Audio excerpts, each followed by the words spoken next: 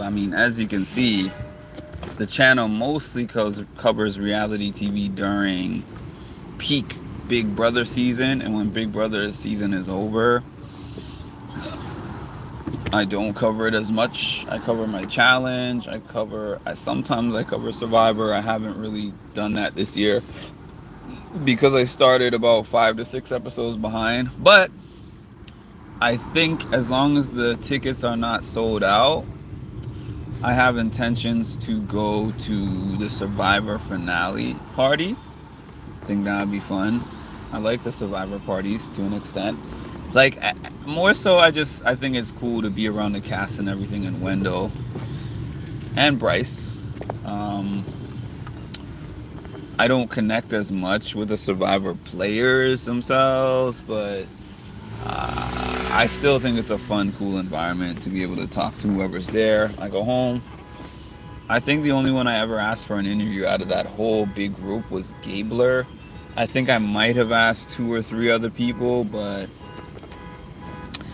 it is what it is. I'm not starving for like a Survivor interview. But anyways, the reason why I talk about my regular general topics on here is because my music and mental health page got demonetized. So I'm not as big on making a bunch of videos for a demonetized page. It doesn't look like that's going to change.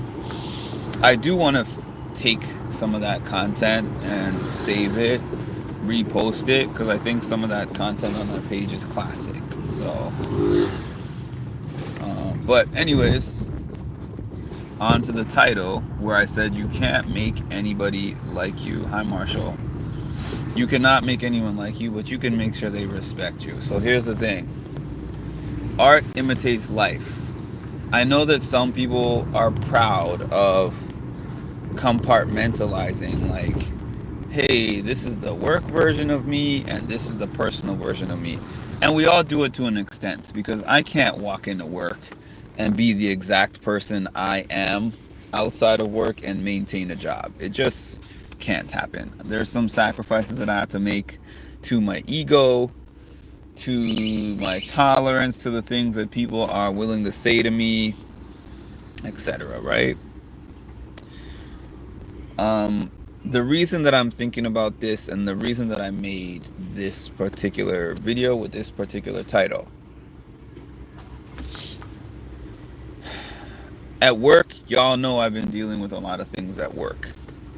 So they came to somewhat of a resolution this week. And since the time that resolution happened, which has not been that long ago, I mean, it's only been a day, but the interactions that I have had since the time that I put my foot down and let people know, uh, I'm sorry, y'all. I'm still here, but give me a minute.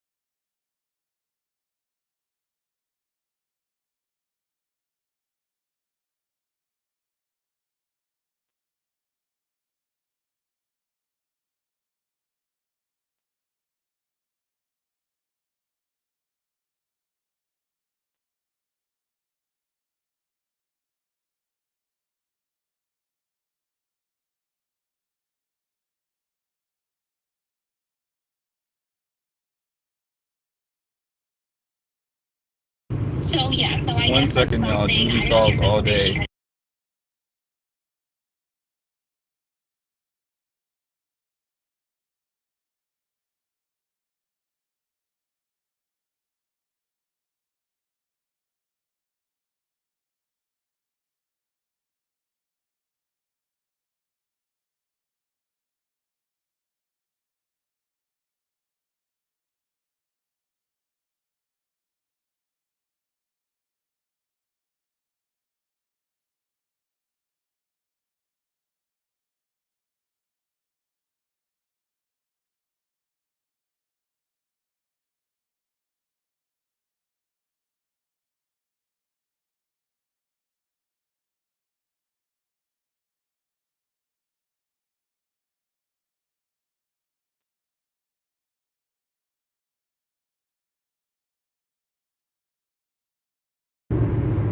Hey, y'all. Thank you for your patience.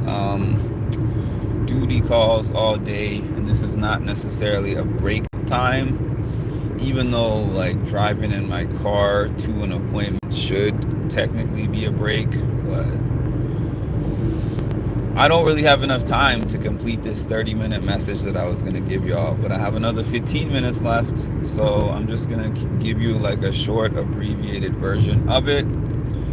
You can't make anybody like you, but you can command respect. So I was thinking to myself, since the time of this whole storm that I've been going through with my place of employment and the results of what happened yesterday, the interactions have been,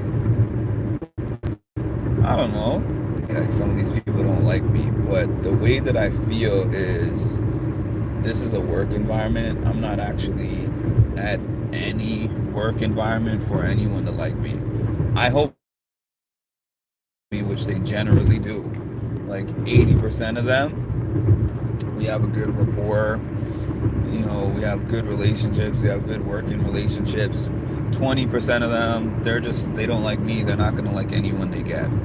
But that's the main thing. Like my clients like me, my coworkers like me. But in terms of staff management, whatever, it's a mixed bag. Sometimes they do, sometimes they don't. Sometimes I've had amazing relationships with management, supervision. Sometimes I've had terrible relationships with them. Sometimes I've had something in between. I think this one, I would honestly call this something in between, because my last job showed me there's levels to this, and that was the bottom of the barrel, the worst a relationship could possibly be. But just in general and in work, right? You can't tell somebody, don't talk to me like this. You can't tell them, don't approach me this way. Don't say this thing to me.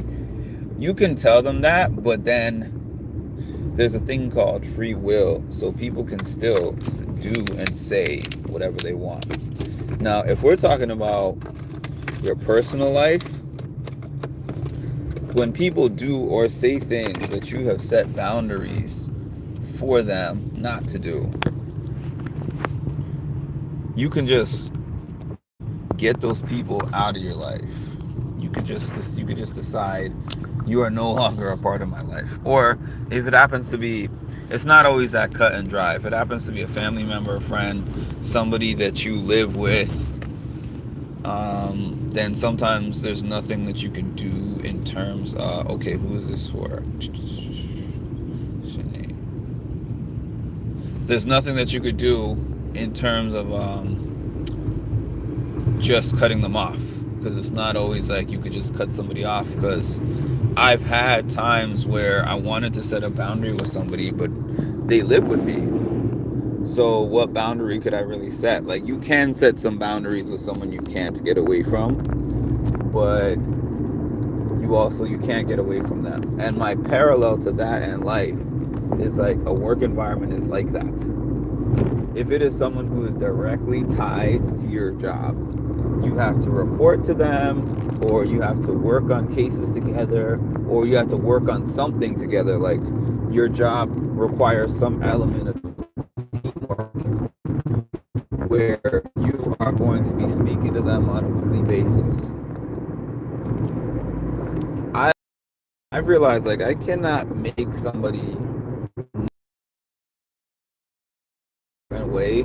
I'm gonna respond a certain way, and once they've experienced that way that you respond to how they treated you, they're gonna be less inclined to talk to you that way the next time. And I've already started to see that happen at this particular place. It's like yes, I could try to flex my authority and talk to Mark in a way that's disrespectful and be like, you got to do this because I'm high and mighty and in charge. You can for sure do that. You can certainly do that. Is a response that's going to make you not really want to do that. And I can say that from personal experience. They'll give up before I'll give up because I'm not the one reaching out to try to cause problems in anyone's life. I'm not the person who's reaching out trying to make things difficult for anyone. I talk to people with a baseline of respect. I am very respectful to everybody. Then when that is not reciprocated, I'm not disrespectful. I don't get disrespectful, but what I do say is that I reference those conversations. I said this, you said that. You said this disrespectful thing to me. I responded like this, which was professional. And I just feel like I require someone to speak to me in the same way that I would speak to them, because I don't really get out of character like that. I'm great, Kamisha. How are you? So, yeah, in other words, people know who to try, because you'll sit here in, like, let's say a work environment, and there'll be one particular person that talks to these people this way and these people another way. Trust me, that person was bold enough to try everybody at one point. They tried everybody. And some people responded one way and they said, maybe I need to not be this way with one person. And some people responded another way and they're like, this is a pushover. So I can talk to this pushover any kind of a way and they're not going to do anything about it. And then especially when you have things that are money is tied into, where it's like I'm in a position to affect whether you have money to take care of your needs, you're going to tolerate more. But I used to feel like if you were the one who spoke up, if you were the one who let it be known that you won't tolerate certain things, that you're now going to be on the chopping block. Here's the thing about being on the chopping block. You are not going to be on the chopping block for that unless you actually are not doing your job. If you're doing your job and you're doing your job well, you don't have anything to worry about. And if you happen to encounter a situation where you were trying to be lined up or set up, I keep saying this, keep your documentation in order. And if it came down to it, some people will know what I'm talking about. The Department of Labor, the EEOC, get yourself like a business lawyer. There's all kinds of ways to handle those things. You don't want them to get to those points, but because of things that I've experienced in the past, I know very well what resources are available to me, and I'm extremely willing to use those things.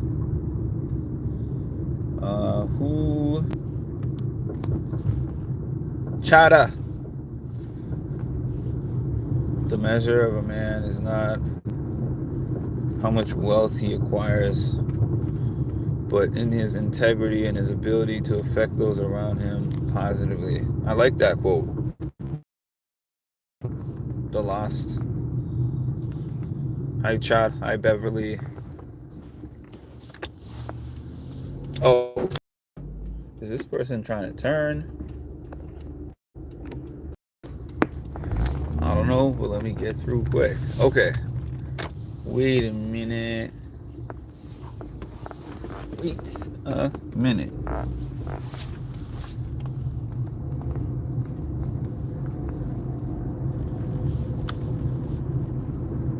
going the right way. Okay. Some people feel the rain, others just get wet. Wet. You're the quote master today, huh? Yeah, I was muted because I was taking a call. I was taking a work call that I could not speak, but I didn't want to do one of these choppy lives again where I'm on for like 4 minutes and then I hop off and make a part two. I would rather have just muted for a little bit and then jump back on and finish up from there. Okay.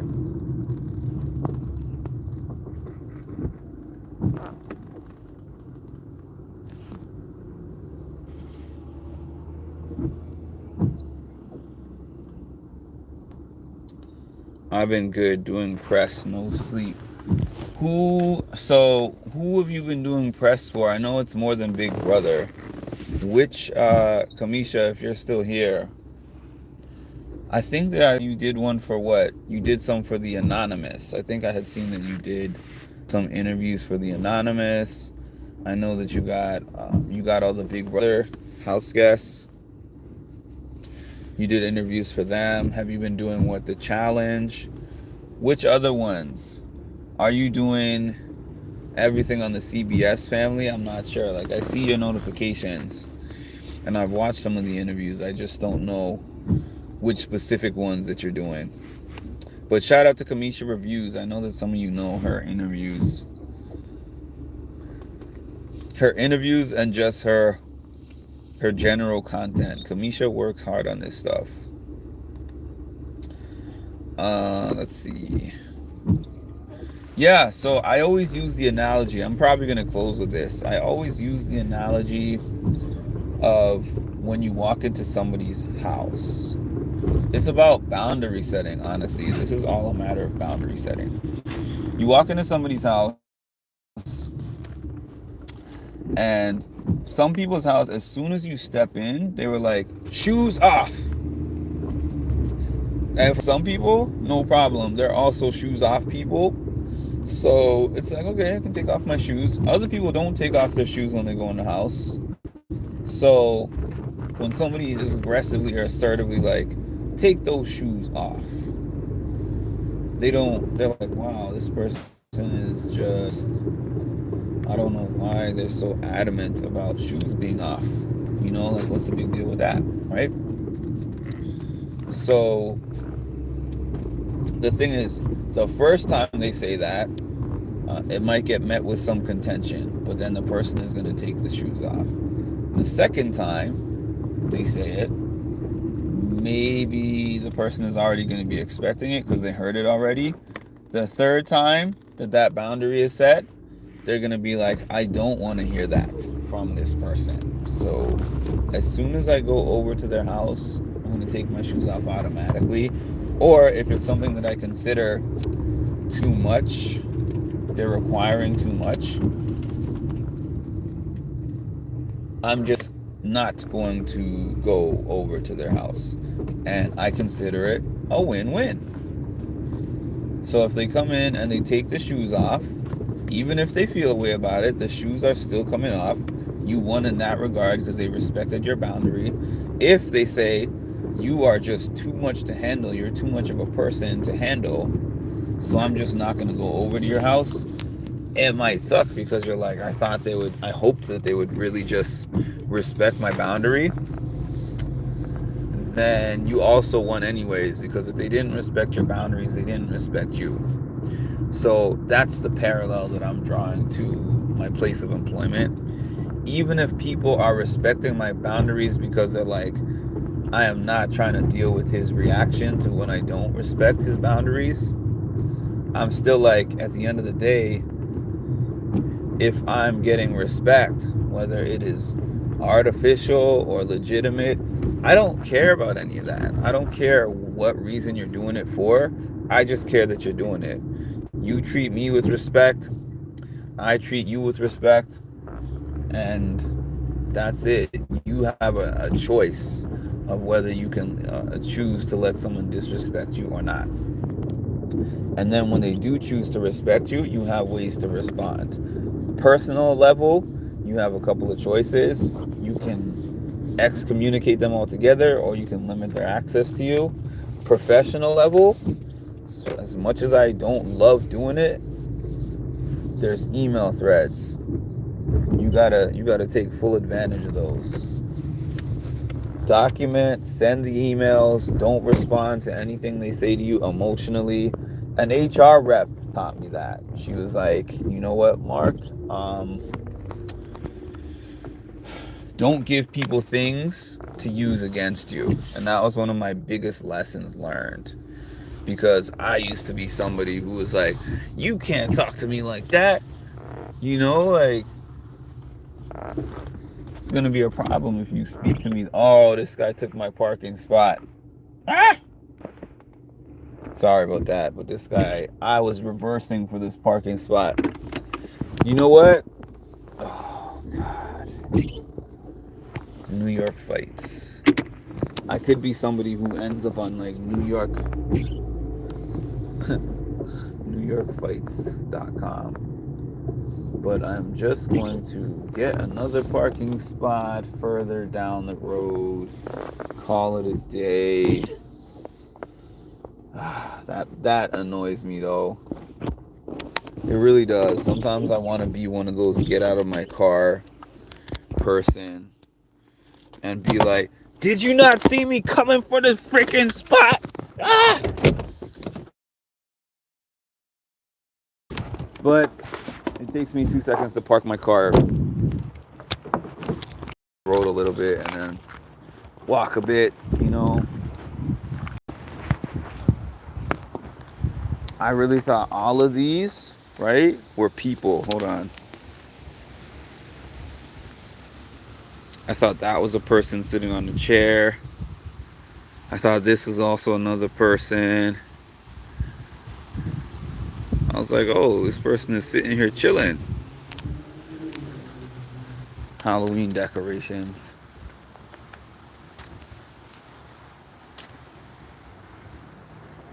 Looks like it's the only house on the block that has those. I think it's all about the respect being in the health field. I mean, you're probably right. It's just that I would have to hear an elaboration from that statement. I think that personally, one of the least respected positions in the mental health in the health field is the care coordination position. But yeah. All right, everyone. I'm at my member's house, so like, comment, subscribe, hit the notification bell. Thanks for listening. Talk to y'all later.